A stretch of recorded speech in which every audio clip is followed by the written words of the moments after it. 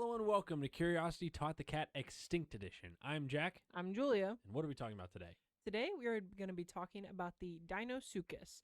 So, right off the bat, fun fact is the Deinosuchus in Greek, its name means terrible crocodile, which is really fun right off the bat. You'll soon see why when we get in more into describing it, but so its name in Greek means terrible crocodile. Yeah.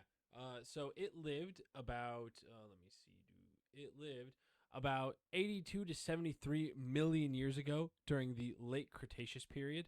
And we'll talk more about the extinction event and possibilities for that.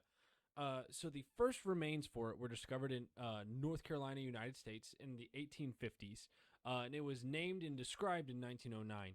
Similar to other ancient extinct creatures, when they found the bones of it, they actually identified it as a different creature before they realized that it was actually the same creature or a completely different species entirely.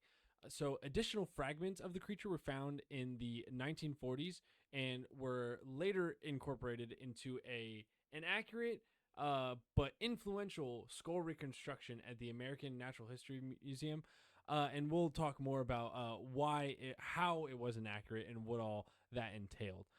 The knowledge of the Deinosuchus is still incomplete. We still have actually not discovered an entire complete specimen. It's only bits and pieces here and there, but we're still able to extract a lot of information from that and get an idea of what they were like and how big they were.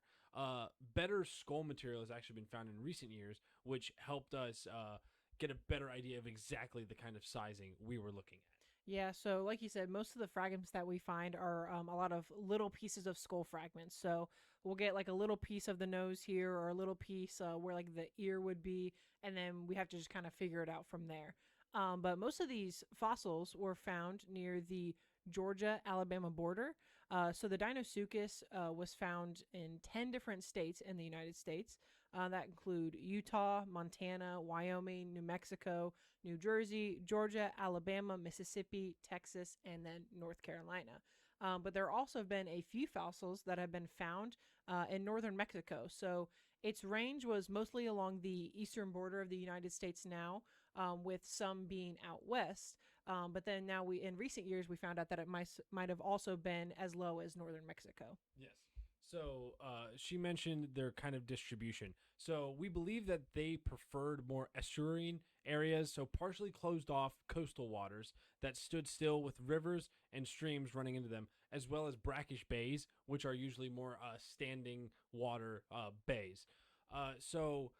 One thing that I came across when I was doing this research, when talking about the distribution, as you guys know, the world was vastly different 70 to 80 million years ago. It looked very different. So how North America kind of looked.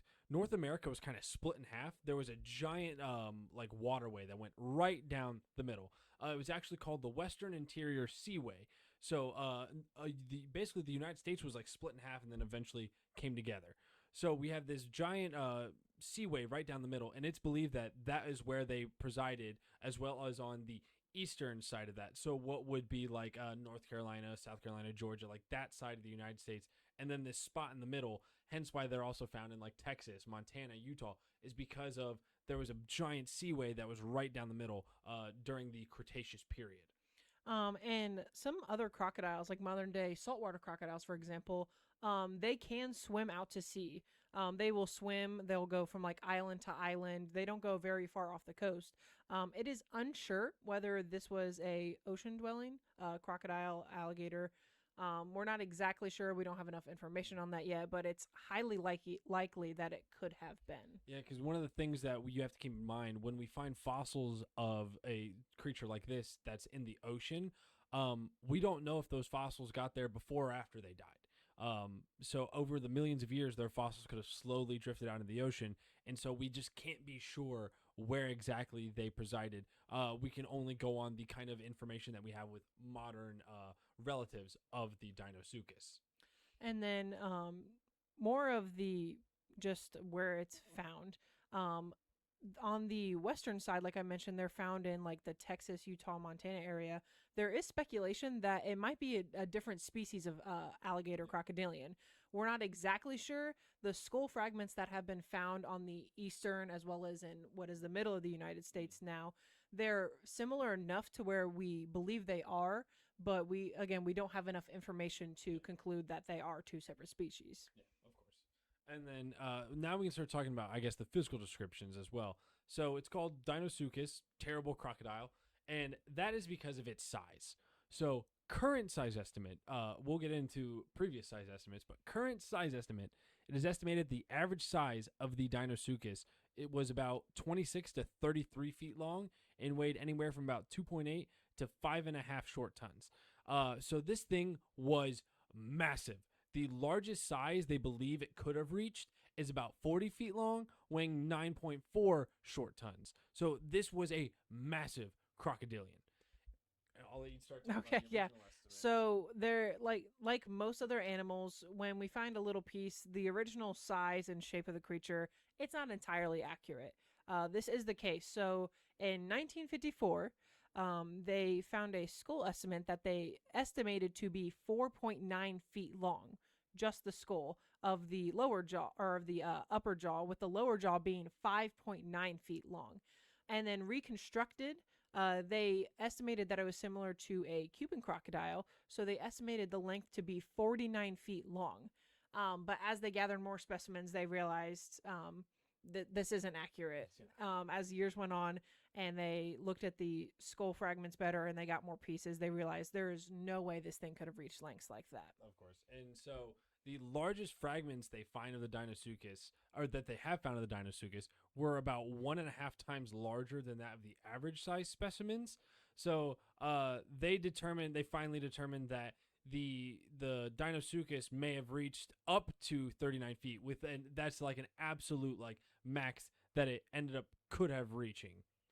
And then another little fun fact is that the crocodiles found in the western part of the United States, they were more or larger on average than the ones found on the eastern side. But there was a more abundance of them found on the eastern side, which is another speculation why we think it might be a different kind of species as well. And we have a general idea of how long it took them to grow and how long they could live, and we're basing that on a lot of modern crocodilians. So crocodiles, alligators, they have dorsal osteoderms, which are those little like spikes that come off of them, and it's a really good way to indicate how old an alligator or crocodile is. The more osteoderms they have, the older they most likely are. So, based on fossil remains we have found of the Deinosuchus, we can estimate that it might have taken over 35 years for a Deinosuchus to reach adult full size, and that oldest individuals may have lived more than 50 years, which back then, that is an extremely long time. Most other dinosaurs at that time, they were fully adults and fully mature in a couple years. So, the idea that an adult Deinosuchus could have seen multiple generations or multiple generations of a family of dinosaurs around them just because they're living so much longer than everything else around them. There also is speculation that they might have been the largest crocodilian species ever. It's not necessarily true. Just based off of, like I said, we don't have enough evidence of how big it actually could have been. But there are other crocodilian species that we have found that recently that are larger in length as well as size. So the speculation that it was the largest ever it's not true. Yeah, of course. And then more, I guess, physical characteristics about it. So it had very large, robust teeth, which were used more for crushing. And as I mentioned earlier, their back was covered with these hemispherical or like sphere-like osteoderms, which are just bony deposits that form plates or scales. And we see this with modern alligators and crocodilians as well. And as I said earlier, we can base the idea that how old they were based on those osteoderms. And this is if we say that they grow at a similar rate to modern crocodiles, which may not have been true. We're not sure. We're just going off of the information we have right now. So the Deinosuchus, like I mentioned earlier, it was most likely larger in its western habitats. But another fun physical trait about it is that it had a secondary bony plate, and this would have allowed it to breathe through its nostrils while the rest of the head remained submerged underwater. Um, it was a very advanced feature. It's found in modern crocodilians as we know now. Yeah. We've seen pictures of them where if their head's underwater, all that's poking out are the nostrils and the eyes. So Yeah. it's very similar to modern crocodilians in this way. Yeah, of course. And despite how big it was probably almost as fast on land as its modern relatives. So most people see an alligator or crocodile, and they're known for being very fast swimmers, but they can run pretty fast as well on Yeah. land. And it's we can assume that Deinosuchus was probably very similar. And to give an idea of, so I mentioned it had large teeth. It's a large creature. To get an idea exactly, a nice for scale, if you would say, the Deinosuchus had banana-sized teeth. So Yeah. think of that next time you're munching on a banana. That there was a crocodile that lived at one point that had teeth about as big as the banana that you are eating. Just moving into what it eats, its Yeah. diet. So we estimate that it was probably capable of eating smaller dinosaurs, or even larger dinosaurs. But most likely, when it was in the water, it fed on things like sea turtles, fish, and other aquatic prey. But there has been uh, fossils found of hadrosaurids or duck-billed dinosaurs. The tail have bite marks from the Deinosuchus in its tail, which proves the theory that it might have gone after very large dinosaurs on the land. Yeah, and I believe I saw that the I think it's the eastern side, the eastern Deinosuchus, the largest theropod on that side at the same time as the Deinosuchus was not that large. So presumably the Deinosuchus might have been the apex predator in its area, being the largest carnivore around. It might have even eaten the theropod that was smaller than it. And then, similar to modern day crocodiles and alligators, it has the same hunting techniques. So they're ambush predators, waiting for these dinosaurs or these animals to come close to the water to drink or bathe, and then that's when it will strike with its opportunity. And then a study in 2014 suggests that it would also have been able to perform the crocodilian alligator famous death roll, which I'm sure people have seen pictures or videos of. But just thinking about the size of it being able to do that is pretty remarkable in general.